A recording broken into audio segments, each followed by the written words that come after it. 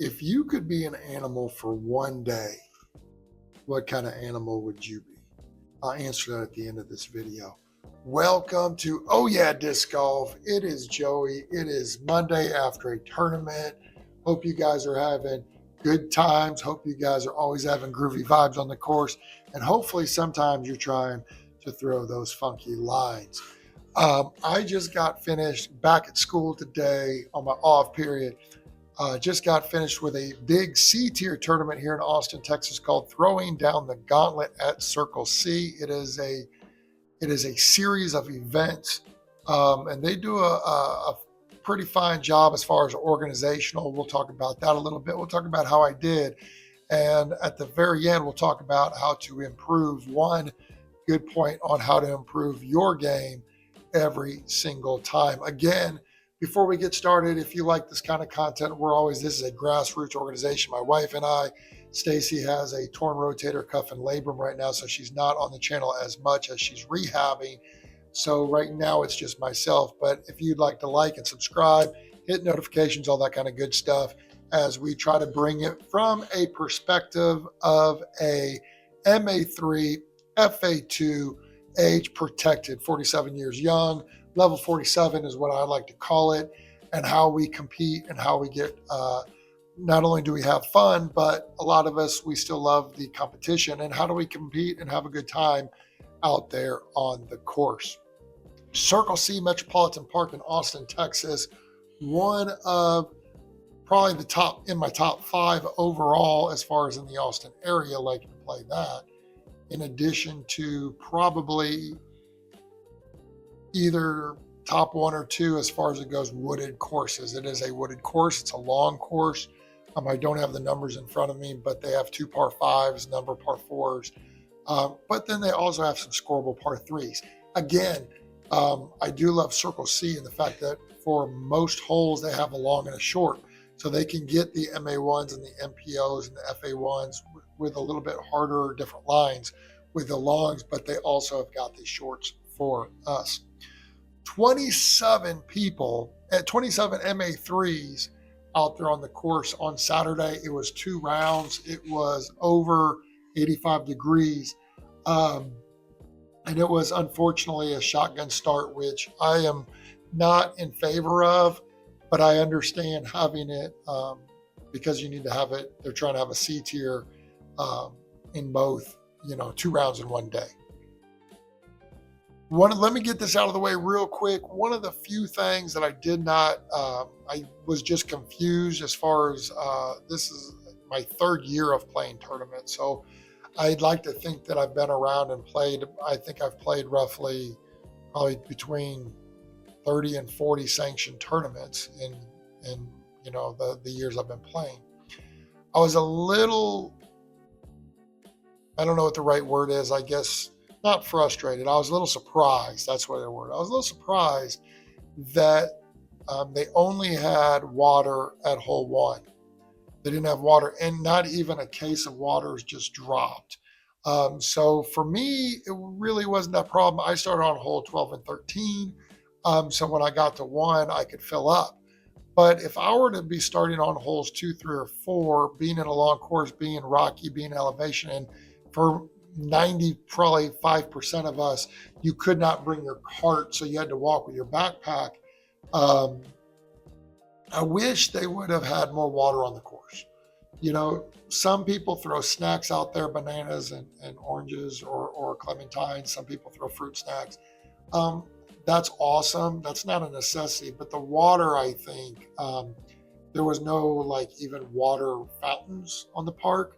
So that was a little bit, I just hope moving forward that they fix that a little bit better than they did. But that's the only kind of not groovy thing I would say about throwing down the gauntlet. And so much so that I'm going to actually today sign up for one coming up in a couple of weeks at the Beast in Waco. They already have over, I think, 21 MA3s already. So I'm excited about that.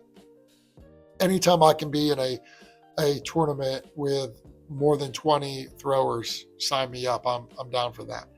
But overall, the tournament for me, reflecting back for 2 days now, it was a good tournament. My putting is not doing well at all, but I putted better this weekend. After round one, I actually made the lead card. They had a shotgun start. There was 5 on every hole, so I was tied or either solo 5th place going into round two. Super excited, man. The lead card had a 17-year-old, a 23-year-old, a couple middle-aged guys, late 20s, early 30s, and then my old butt at 47. So that was very interesting and to watch some of the throws that some of these guys made. And unfortunately for myself, I just couldn't hang on. The putt I've been working on all since January. I haven't really had a very good, trustworthy one. I missed a couple putts, not super close, but ones that you kind of have to make. I missed those. I missed a couple birdie opportunities. And then when I did birdie, I had 3 birdies on it. When I did birdie, everybody else birdied, so I wasn't gaining any strokes that way. Round one, I was able to get a par on the hardest hole in the course, 18, which I was able to pick up a stroke or two on the field. But then the second round, we all kind of did not do well, and I ended up doubling it on that. So I had, I think, 2 doubles the second round. So the first round I shot +3 as my highest rated there at that course in a sanctioned event. That was cool. But then on the second go round, I shot kind of my norm. I was +6. So I finished +9, finished 11th out of 27, which is still for me, I was frustrated at the end of it, but I couldn't really complain about finishing still in the cash. So that was cool. Or not hands, but the payout or whatever. So it's payout. So that was cool. Excited about that. Things that I thought I did well on. Not that much. Early round, my very first hole, I had a great drive on a par 3, only to 3-putt and took a bogey on that. I did make some good putts, some circle 2 putts that I don't normally would have made. I don't know. I forget if they say par or I was able to get a birdie of it. But, I had some pretty good shots. Again, it's MA3. I'm 868 rated. My round goes like this. It's all about trying to keep it in a perspective. And I'm going to talk about that in the second round. The second round, I was a little bit tired. I have not played a sanctioned 36 holes in one day all year. It's probably been 4 months since I did that. And so that was a learning curve. Physically, I was okay, but my arm just started getting tired. I have a sore arm now.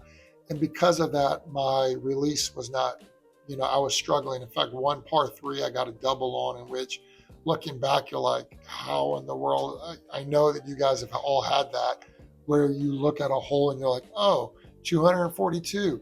It's a hyzer. Throw, a 5-speed or a 7-speed or whatever you throw, just flip it out there. And at least take an easy par.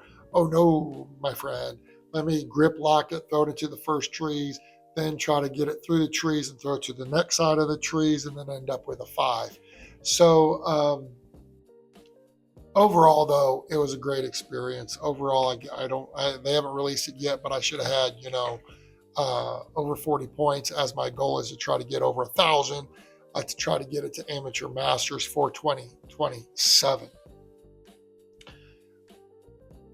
One thing I learned, and it's trial by fire, but I need, again, if you are an MA3, MA4, FA2, FA3, FA4, this is really speaking to you, okay? Regardless of if you're playing well or not, and I say this every tournament, but it's so hard to get your mind wrapped around it, because especially if you've played the course lots and and I look on UDisc and I sit there and go, oh, my very best, I shot a -3, right? There was one time I shot a -5, was probably with multiple shots, but whatever. So you kind of know, and you step up to holes and you're like, my expectations is this. Every tournament I say this, and every tournament I don't do this for the most part. And I know Stacy calls it old man golf. You can call it smart golf, whatever. But I honestly need to, every hole needs to just be played for par. Every hole. There's a hole that was 188 feet. I mean, obviously, when I say that, it's not, it's a rocky, hilly course. So I don't want to make it seem like, oh, it's just here, there, wide open, that. So it's tricky. Um, but I need to change my outlook and change my disc selection as far, especially in tournaments, as far as just playing for par. Just playing for par. Because I have done this time and time again. If you finish one round at par, even, or a 2 round at even, the longer it goes, if you stay even, the higher you go. The higher you go. Even would have, I don't have it in front of me, but even would have finished, I think, third. Like if you go even, or, -2, +2, whatever. But if you average it even, I think you finish top 3. And it's not special, right? It's every single tournament. And I'm talking MA3, MA4. I don't know MA2 because you played from the longs, but I would assume that too. If you just keep it at even, and here's what happens. I did it. I tried too hard on some of the holes that I know that I can birdie, because you step up to the hole, right? And you're like, oh, 242 feet. I grab my pyro or my balance.